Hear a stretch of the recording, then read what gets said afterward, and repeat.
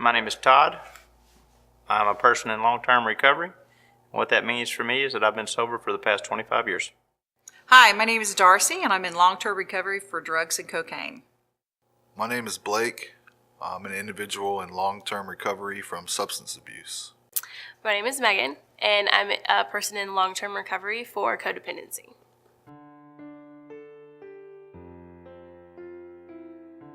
Between the ages of 17 and 21, I was locked up better than a half a dozen times.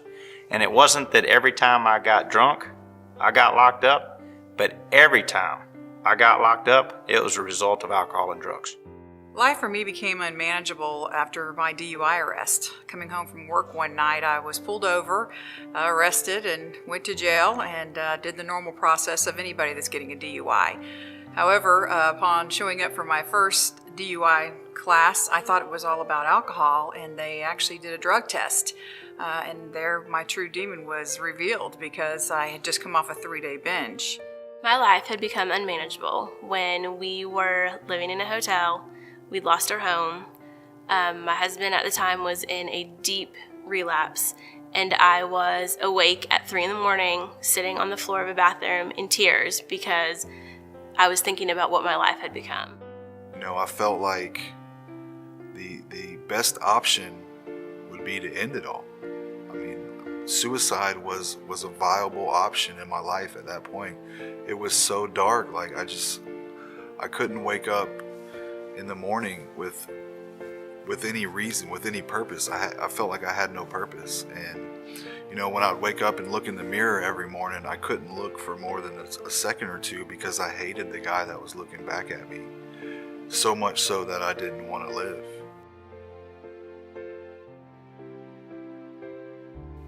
I remember the night that I got sober.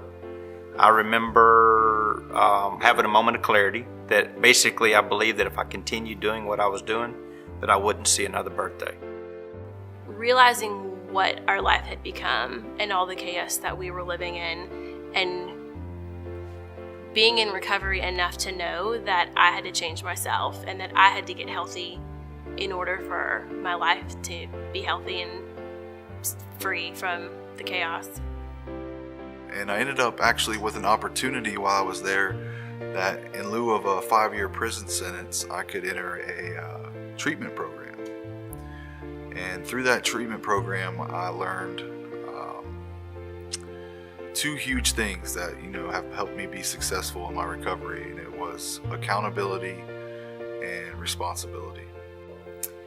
Being accepted in a church was something I wasn't really used to. I guess I was raised at a church with a lot of law, and this church was showing me a lot of grace, and it was something I didn't expect. And so to be met where I was amazing for me. That not only did they embrace me, they embraced recovery, and that is really, they are the ones that introduced me to getting my life back in order and allowing God to heal the things that were inside, and that He loved me. I read in a book one time a passage that said, in exchange for a bottle and a hangover, he was given the keys to the kingdom. That's been my experience. Before, I used to feel like I lived 2 different lives. One that was the crazy wild drug addict, and the other one was this responsible mom. And I used to be pretty proud of the 2 different lifestyles. But then when they clashed together, that was confusing for me. So I had to kind of figure out who I was, what my belief system was. And not only that, but it was nice to be transparent, not to hide my recovery, because that, I feel like, for me, was something that I had to share with others so that they would realize it was okay if they wanted to talk about where they were in their life. Because recovery for me was not only drugs and alcohol, it was recovering my relationships with people and with my family, my friends, and with God. Life right now is great. We have a stable home. We have a safe home. We've been in the same location for 3 years. I trust God now more than ever, because from the minute that I gave up control, He has just blessed us abundantly. Words really can't describe how amazing life is right now. there's so many doors and opportunities that have been opened. One being just the opportunity to share my story with others who are just like me that feel like there's no hope. Along with that is the fact that I've been able to go back to school. I attend college at Georgia State University. I actually just made the president's list this past semester, and there's just, I mean, amazing things are happening in my life, and you know, none of that would have been possible without, you know, first surrendering my life to recovery.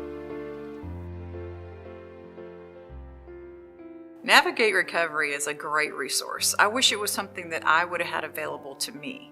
The reason that I've partnered with this organization is just basically for the same reason, is that I didn't have anybody to walk me through the journey. I kind of white-knuckled it myself. And to be able to help just one person, and sometimes it may not even be the addict, it might even be the family member. But either way, I can offer support for both ways, and that's why I want to partner with Navigate Recovery.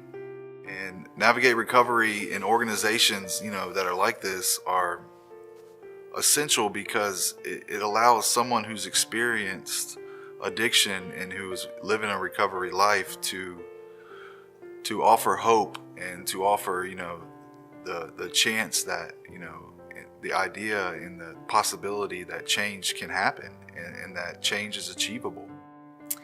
I'm involved in Navigate Recovery because I was helped by others, and I don't think that recovery is meant to be walked alone, and I don't think that I went through what I went through to not share it with other people. And I want to help people that were in my position 4 years ago.